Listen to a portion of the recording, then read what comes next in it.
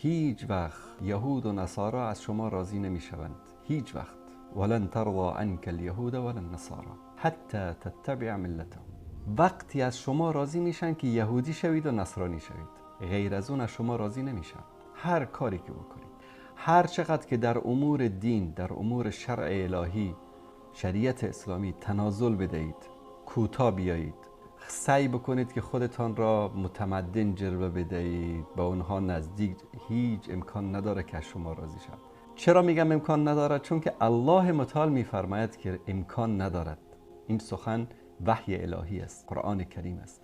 میگوید که از شما راضی نمیشود یهود و نصارا تا وقتی که دین آنها را قبول بکنید. وقتی که یهودی و نصرانی شدید، بعد از شما راضی میشن. امروز متاسفانه در خیلی از موارد میبینیم که تطبیق شریعت اسلامی در افغانستان یک گونه تعطیل شده است، متوقف شده است. رشوتخور رشوت میخورد، کسی او را مجازات نمی کند، در حالی که باید بر او حد الهی جاری شود، به اونم در ملأ عام. دزد دستگیر می شود، حدود الهی بر او اجرا نمی شود. لواطکار دستگیر می شود، فیلمش در همه جا پخش می شود، محاکمه نمی شود، حد الهی بر او تطبیق نمی شود. زناکار دستگیر می شود، همه دنیا خبر می شوند، حد الهی بر او جاری نمی شود. چرا؟ به خاطر اینکه جامعه جهانی و حقوق بشر و فلان اینا شما را به رسمیت بشناسن؟ والله نمیشناسن. هر کاری که بکنید به رسمیت نمیشناسن. پس اگر میخواهید که الله با شما باشد، اگر میخواهید که ملت با شما باشد، اگر میخواهید که الله شما را نصرت بدهد، ان تنصر الله ینصرکم، دین الله را یاری بکنید که الله شما را یاری بکند. و دین الله وقتی یاری میشود که شریعت الهی در یک کشوری تطبیق شود، حدود الهی در یک کشوری تطبیق شود. طرف قتل می کند باید اعدام شود، دین الهی میگوید باید قصاص شود.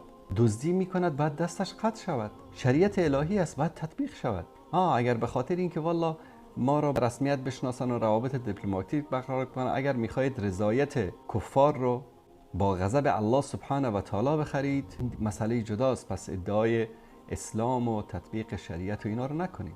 در یک جامعه‌ای که حکومت اسلامی است، باید در اونجا شریعت الهی و قوانین الهی تطبیق شود. الا در بعضی از مواردی که حاکم مسلمان حق دارد، بنابر مصلحت جامعه اسلامی، نه بنابر مصلحت والا کفار و جامعه جهانی، بنابر مصلحتی که در یک جامعه اسلامی وجود دارد، بعضی از احکام شرعی را، بعضی از حدود را، تطبیقش را موقتا متوقف کند. مانند در سال قدس سالی که در مدینه منوره امیر مومنان عمر بن خطاب رضی الله تعالی عنه حکم حد دزدی را متوقف کردند. دلیلش هم در یکی از برنامه خدمت شما عزیزان ذکر کردم. اما والا این کارو نکن مصلحت، این کارو نکن مصلحت، بنابر مصلحت با کفار نشستن، بنابر مصلحت با دشمنان دینم کاری کردن، بنابر مصلحت از خیلی از امور دین چشم پوشی کردن.